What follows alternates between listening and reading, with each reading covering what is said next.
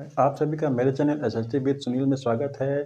तो डॉक्टर मनमोहन सिंह जी के बारे में हम बताना चाहते हैं। 26 दिसंबर को उनका दिल्ली के एम्स में जो है निधन हो गया, जो कि एक बहुमुखी प्रतिभा के धनी थे और 92 वर्ष के थे। तो इनके बारे में आप लोग को कुछ बताना चाहते हैं, जो कि बहुत ही महत्वपूर्ण बातें हैं और इनके बारे में तो बहुत सी बातें हैं, तो हम कुछ ही बात आप जो है आप लोग को बता पाएँगे, जिनको जानना बहुत ज़रूरी है। देखिए, इनका जो जन्म है 1932 में जो पाकिस्तान का पंजाब प्रांत है, वहाँ पर इनका जन्म हुआ था। इनकी माता का नाम था अमृत कौर और इनके पिता का नाम था गुरमुख सिंह। तो जब विभाजन हुआ, तो इनकी पूरी फैमिली जो है भारत चली आती है और यहाँ के पंजाब विश्वविद्यालय से इन्होंने बीए एमए किया। इसके बाद उच्च शिक्षा के लिए कैम्ब्रिज विश्वविद्यालय गए, वहाँ से इन्होंने पीएचडी की उपाधि प्राप्त की और इकोनॉमिक्स में ये गोल्ड मेडलिस्ट भी थे। यानी कि इकोनॉमिक्स का एक बहुत ही अच्छा ज्ञान, एक महान अर्थशास्त्री के रूप में भी ये जाने जाते हैं। ठीक।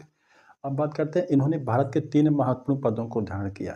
3 महत्वपूर्ण पद वे कौन-कौन से हैं? तो पहला तो है आरबीआई के गवर्नर के रूप में इन्होंने काम किया सन 1982 से 85 तक, जो कि एक बहुत बड़ा पद है, इन्होंने धारण किया। उसके बाद 1991 से 96 तक इन्होंने जो है भारत के वित्त मंत्री के रूप में काम किया और 1991 में इन्हीं की अगुवाई में ही उदारीकरण की नीति की शुरुआत हुई, जिसके तहत भारत के उद्योग धंधों को जो है व्यापार करने में जो है सहूलियत दी गई और उनको हर प्रकार की छूट दी गई। तो उसी का परिणाम है कि हम लोग जो आज कहते हैं कि भारत की अर्थव्यवस्था विश्व में उभरती हुई एक बहुत बड़ी अर्थव्यवस्था है, तो ये उसी का ही परिणाम है, उदारीकरण का। तो ये मनमोहन सिंह जी की देन है, क्योंकि इकोनॉमिक्स के एक बहुत बड़े ज्ञाता थे वो। अब बात करते हैं, इन्होंने सन 2004 से जो है सन 2014 तक इन्होंने जो है भारत के प्रधानमंत्री के पद को संभाला।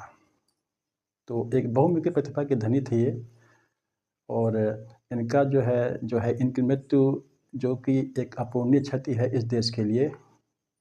तो यही आप लोग को बताना था कि इस महान व्यक्ति के बारे में जितना जाना जाए और जो है उतना ही कम है। और यही बात थी जो आप लोग को हम इस वीडियो के माध्यम से बताना चाहते हैं। तो ऐसी महान आत्मा को नमन है। धन्यवाद।